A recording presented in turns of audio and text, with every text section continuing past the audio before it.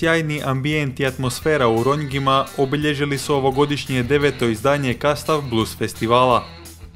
Ovoga puta nastupili su Ricardo Staraj i Midnight Blues Band te Tajli Blank kvartet. Blues večer na Viškovu po 9. put za redom.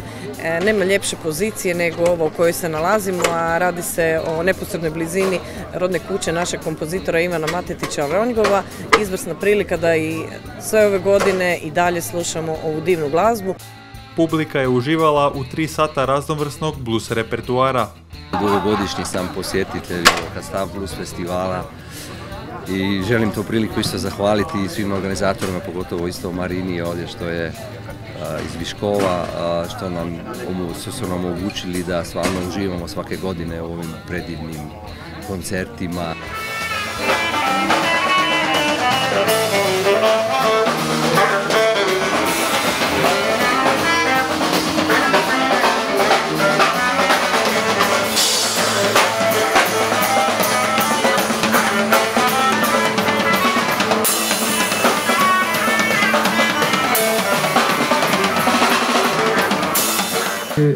Naravno da je grup bio jak jer imam sjajne glazbenike koji sviraju svaki dan, ali taj blues, jazz, rock blues usmjerenje je vrlo vidljivo tu i savršeno sjeda na ovu moju ekspresivnu poeziju koju zapravo ne želim izvoditi na nekakav klasični način.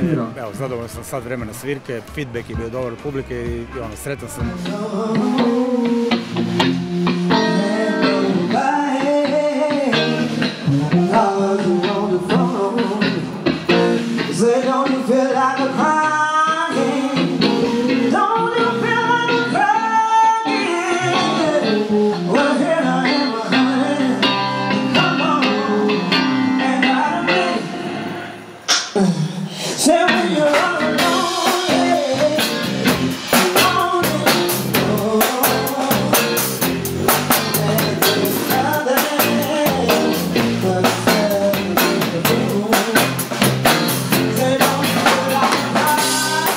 My name is Tajli Blank. I'm here with my Venetian band and also special guest Zoran Majstorovic, who is also Croatian.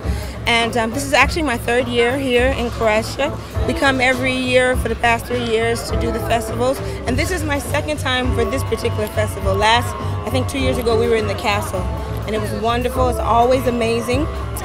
It was a wonderful sound and a beautiful audience and we had a fantastic time. Mogu reći da nam je jako drago što smo u sklopu ovogodišnjeg Kastav Blues festivala došli svirati ovdje u Ronjge.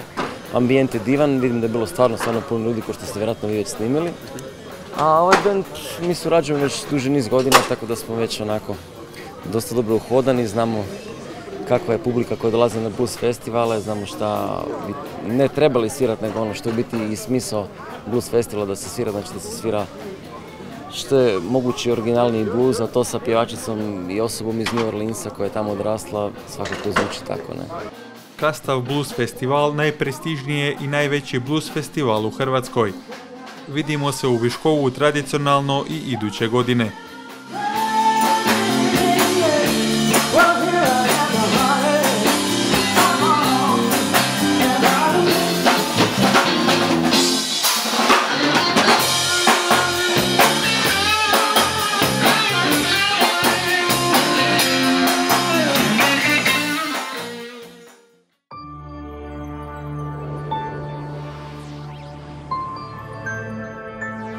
Create.